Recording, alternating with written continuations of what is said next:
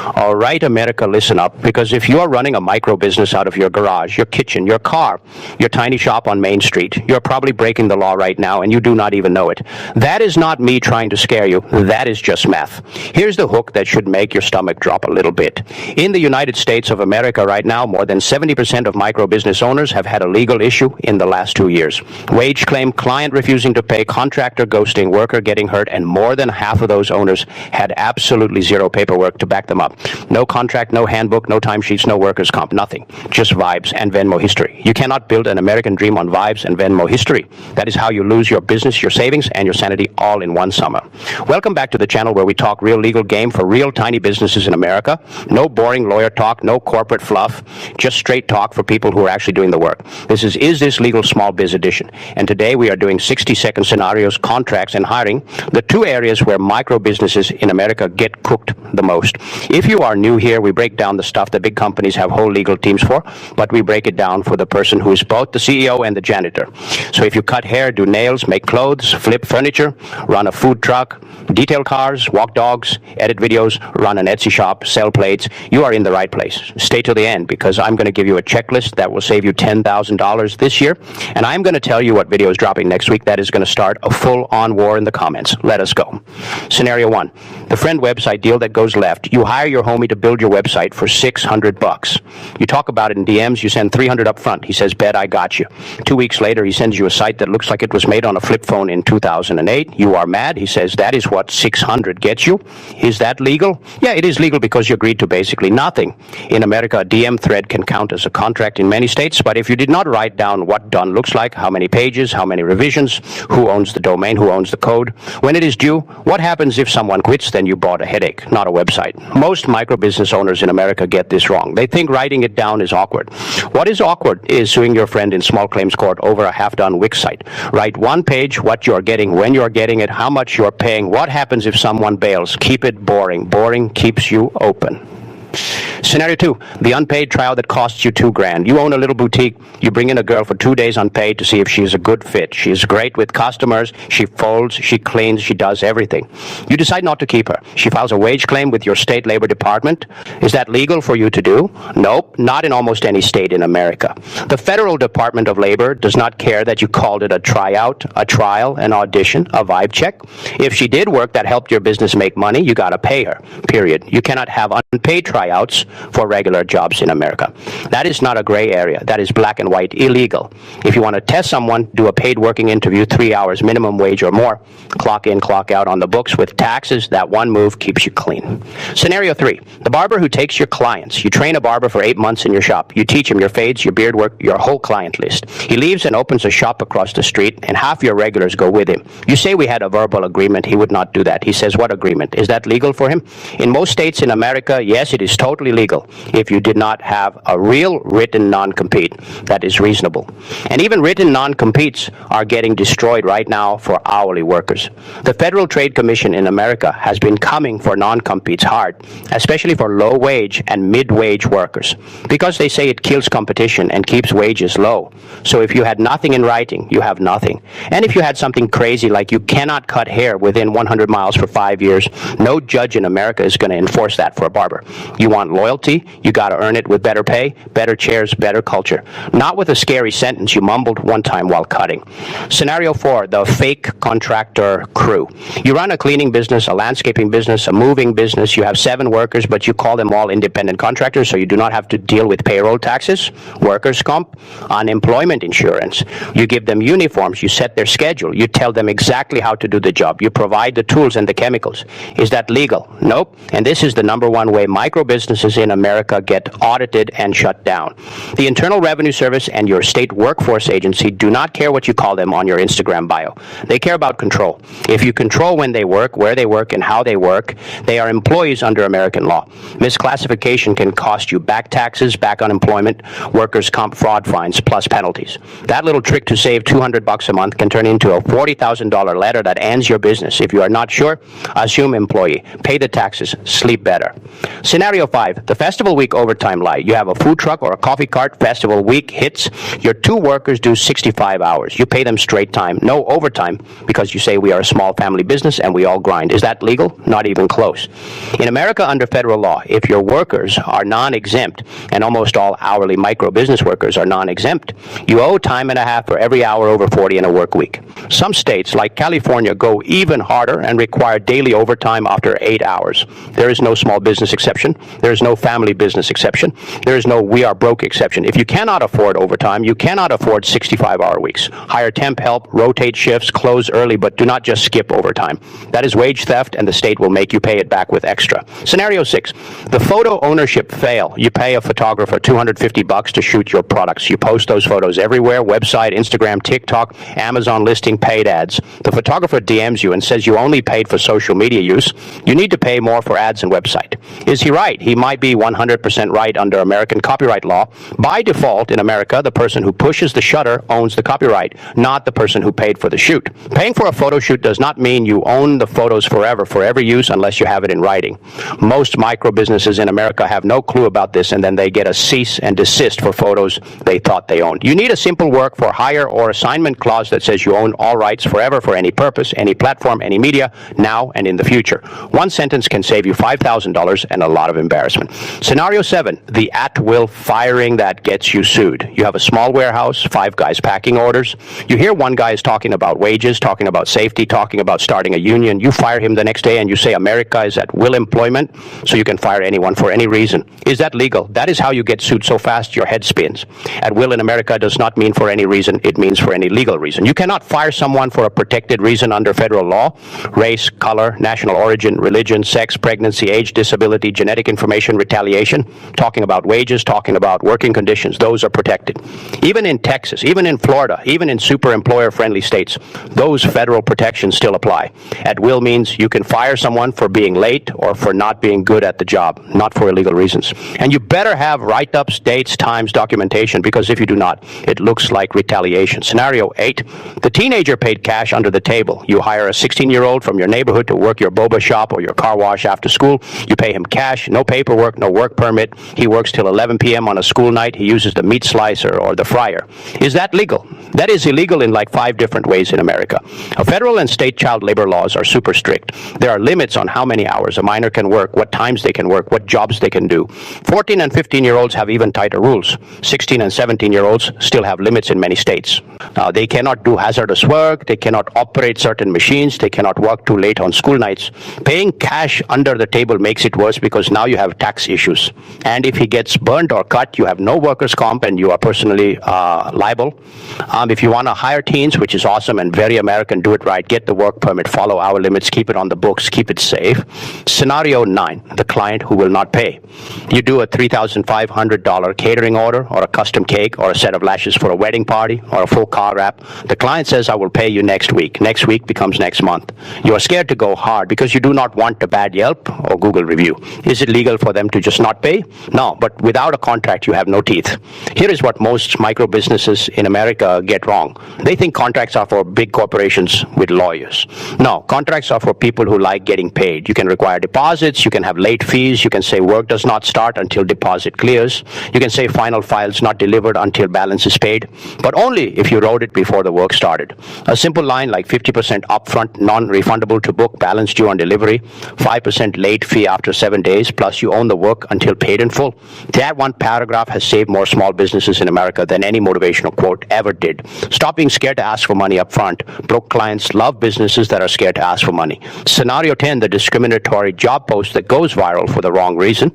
You post on Indeed or Instagram looking for young, energetic waitress for our fun man cave sports bar. Must be hot, must be in her 20s, must be single. Delete that right now. That is like 4 lawsuits in one sentence under American law. The Equal Employment Opportunity Commission and your state civil rights agency can come knocking for way less. You cannot post jobs based on age, sex, looks, race, religion, marital status. You got to post based on skills and job duties. Must be able to lift 50 pounds, must be able to work nights and weekends, must have great customer service, must have reliable transportation. Now that is legal. Must be young and hot and single. That is illegal and also just weird. Even if you have only 5 employees, many states have anti-discrimination laws that apply to you at 1 employee. So do not play around. Post the job like a professional, not like you are casting a reality show. Scenario 11. The tip stealing boss. You own a small diner, a coffee shop, a nail salon. Your servers or techs make tips. You take 20% of their tips to cover breakage or to pay the dishwasher, all because you say you are the owner and you work the floor too. Is that legal? In America, that is super illegal under federal tip law. Tips belong to the worker who earned them, period. You cannot take a cut as an owner, manager, or supervisor, even if you also work the floor, even if you also serve tables. You can have a legal tip pool among customarily tipped employees, but you cannot include managers, owners, or supervisors. And in many cases, you cannot include back of house unless you pay full minimum wage and do not take a tip credit. The rules just changed again recently, and the Department of Labor is auditing small restaurants like crazy. If you take tips, you can owe back tips, double damages, plus penalties. If you need more money for breakage or for dish pay, raise your prices. Do not steal tips. That is the fastest way to lose your whole staff and get reported.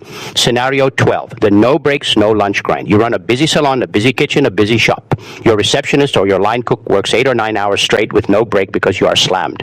You say she can eat when it is slow or she can eat while she works. Is that legal? Depends on your state, but in many states in America, you are required to give meal breaks and rest breaks, and you have to pay penalties if you do not. In California, it is savage. 30-minute unpaid meal break before the end of the 5th hour, second meal before 10 hours, 10-minute paid rest break every 4 hours, or major fraction. If you miss them, you owe 1 hour of premium pay for each missed break. Most micro businesses think breaks are optional if the worker says it is fine. It is not optional. The state does not care if she said it was fine. You still owe it. And you cannot have people clock out and keep working. That is also illegal. Scenario 13, the independent contractor agreement that means nothing. You download a free independent contractor template from the internet. You have your workers sign it. You think you are safe, but you still set their hours. You still tell them what to wear. You still punish them for saying no to a shift. Is that legal? Nope, because in America, a label does not control reality. You can have someone sign a paper that says they are the King of England. It does not make them the King of England. The Department of Labor and the Internal Revenue Service look at the real relationship, not the piece of paper. If you act like an employer, you are an employer, no matter what the paper says.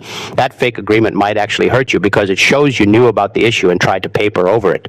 Scenario 14, the cash only no taxes plan. You run a lash business or a barber shop and you take only cash or Cash App or Venmo personal. You do not report it. You say it is side money. Is that legal? Not even a little bit. In America, all income is taxable, even cash, even side hustle, even if you did not get a 1099. The Internal Revenue Service has gotten way more aggressive about Venmo, Cash App, PayPal, business tracking, and states are too. Plus, if you get audited and you have no books, they get to guess how much you made, and it is never in your favor. Get a separate bank account, track everything, use a free bookkeeping app, pay your quarterly estimated taxes. Being small does not make you invisible. Scenario 15, the client contract with no kill fee. You are a photographer, videographer, makeup artist. You book a wedding for $2,000. The client cancels 2 days before. You have turned down other clients. You have no cancellation fee in your contract. Is that legal for them to cancel and pay nothing? Yeah, it is, because you allowed it. In America, you can have cancellation fees, kill fees, non-refundable retainers, but they have to be reasonable and they have to be in writing before the booking. If you do not have it in writing, you cannot charge it after. That is why real pros have non-refundable retainer to hold a date, not deposit, retainer, different word, different legal meaning in many states. Okay, let me give you the big picture analogy that ties all this together, because this is where it finally clicks for most people in America. Think of your micro business like your apartment. Your contracts are your lease. Your hiring paperwork is your house rules taped to the fridge. Right now, a lot of you are letting people move into your apartment with no lease, no deposit, no rules, just because they seemed cool at the barbecue. At first, it is all good. Everyone is chilling, eating pizza, watching the game, talking about big dreams. Then someone stops paying rent. Someone brings a big dog that chews your couch and pees on your rug. Someone sublets your bedroom on Airbnb without asking. Someone eats your leftovers and says you said it was okay. And you cannot do anything because you never wrote anything down. That is exactly what you are doing when you hire without paperwork and do jobs without contracts. Your business is your apartment. Stop letting people live in it for free with no rules. Write the lease, tape the house rules to the fridge, make people sign before they get a key. Here's my personal stake and why I care so much about this. I have watched 3 friends in America lose businesses they loved, not because they were lazy, not because their idea was bad, but because they thought paperwork was for suits in big offices downtown. One homie in Austin had a taco truck, best brisket tacos in Travis County, line around the block every Friday and Saturday. He had 2 guys he called contractors. No overtime, no workers' comp, paid cash. One guy slipped on grease, broke his wrist, went to the ER, no insurance, $20,000 bill. That guy went to the Texas Workforce Commission and the Workers' Comp Division. My boy got hit with misclassification, back wages, unemployment taxes, penalties, almost $40,000 in one letter. He had to sell the truck, the smoker, everything. Not because the tacos were not fire, but because the paperwork was trash. Another friend in Los Angeles had a lash studio on Melrose, 3 artists, no handbook, no write-ups, fired someone over text for being late one time. That person said it was because she was pregnant. No documentation, no history. My friend had to settle for 12 grand she did not have. She closed 6 months later. I do not want that to be you. So here's the real checklist for micro businesses in the United States that do not have a lawyer on retainer and cannot afford to get sued. 1, everything in writing, even if it is an email or a Google Doc or a simple one-page agreement. What you're getting, when you are getting it, how much you are paying, what happens if someone cancels or bails. Use plain English, not fancy legal talk. 2, assume everyone is an employee unless a real employment lawyer in your state tells you in writing they are a contractor, and even then be careful because the state can still disagree. 3, track every hour, pay overtime over 40 in a week. Check your state for daily overtime. Use a free app like Clockify or Homebase or even a notebook that you both sign. Do not guess. 4, own your content. Work for hire clause for any photographer, videographer, designer, editor, writer. Make it say you own all rights forever for any purpose, any platform. 5, hire for skill, document performance, write up issues with dates and times, keep a little file for each worker, never fire for anything that even smells like protected class or retaliation, and always have a reason that is not illegal. 6, never touch tips, never take them, never hold them, never skim them. Distribute them clean and fast and transparent. 7, give breaks, give meal periods. Check your state law. California is not Texas, and Texas is not Florida, and Florida is not New York. Each state has its own flavor. 8, get workers' comp insurance. Even if your state says you're small enough to skip it, get it anyway. One injury without it can end you. 9, get a separate bank account for your business. Track every dollar in and out. Pay your quarterly estimated taxes. Do not mix personal and business money. That is how you get audited and confused. 10, have a simple one-page client agreement with deposit, cancellation, late fee, what is included, what is not included, who owns what, when payment is due. That one page will save you more money than any course you ever bought. Now, I know what some of you are thinking right now. Man, America makes it impossible to run a small business. You need a law degree to sell cookies. This is why people stay under the table.